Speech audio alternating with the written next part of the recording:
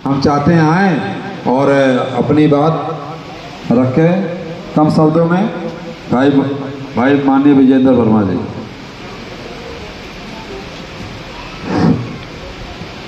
धन्यवाद संचालक महोदय, आपने मुझे इस कार्यक्रम में बोलने का अवसर दिया। इस कार्यक्रम की अध्यक्षता कर रहे परम आदरणीय राम प्रकाश वर्मा जी, इस कार्यक्रम के मुख्य वक्ता के रूप में बरेली से चलकर हम लोगों के बीच आए डॉक्टर रजनीश गंगवार जी, कार्यक्रम में मुख्य अतिथि इस संगठन के राष्ट्रीय अध्यक्ष जी, मंच पर बैठे इस संगठन के समस्त सम्मानित पदाधिकारीगण, मंच के सम्मुख बैठे आप सभी अति सम्मानित बस्ती जनपद के निवासीगण, शिक्षक साथियों, कई संगठनों से आए हुए पदाधिकारीगण, आप सभी का इस कार्यक्रम में स्वागत, वंदन एवं अभिनंदन है।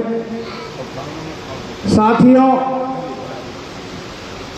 आज हम ऐसे महामना की याद में यहाँ उपस्थित हुए हैं, उनकी जयंती के उपलक्ष्य में यहाँ उपस्थित हुए हैं, जिन्होंने वंचितों, शोषितों और दलितों, पिछड़ों के लिए बहुत बड़ा काम किया है और एक हमें विचारधारा दी है जिस पर चलकर हम अपने समाज को, अपने आप को आगे बढ़ा सकते हैं।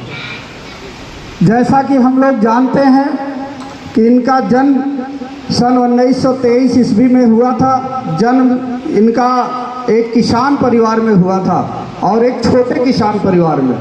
एक किसान परिवार में जन्म लेकर आगे बढ़ना वास्तव में ही बहुत मुश्किल होता है, लेकिन इस मुश्किलों का सामना करते हुए इन्होंने इलाहाबाद विश्वविद्यालय से एमए तक का सफ़र किया।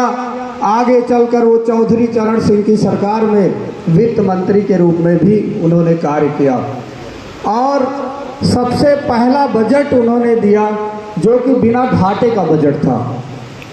और वास्तव में जो मैं एक शिक्षक के रूप में जनता इंटर कॉलेज भादी मंझरिया में काम कर रहा हूँ, मैं वहाँ देखता हूँ कि अभी जो हमारा 85% का समाज है, जो समाज 85% के लोग जिसमें दलित और पिछड़े वर्ग के लोग आते हैं, बहुत ज़्यादा अभी सोच में भी पीछे है।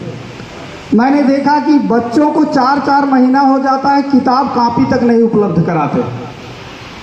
प्रायः देखा जाता है इतनी पिछड़ापन है। और जबकि जब तक हम लोग शिक्षा अपने बच्चों को गुणवत्तापरक शिक्षा नहीं प्रदान करेंगे, तब तक हम अपने जीवन में आगे नहीं बढ़ पाएंगे। चाहे जितना हम मंच पे आके भाषण दे लें, लेकिन ये सही है कि अपने बच्चों को आप चाहे 1 जून का खाना ना ही मिले, मोबाइल ना रिचार्ज करा पाइए, लेकिन बच्चों को एक गुणवत्तापरक शिक्षा जरूर प्रदान कीजिए, क्योंकि यही शिक्षा ही आपको सामाजिक रूप से आगे ले जाएगी, आर्थिक रूप से आगे ले जाएगी। और जब तक हम आर्थिक रूप से नहीं मजबूत होंगे, तब तक हम अपनी भागीदारी को सुनिश्चित नहीं कर पाएंगे।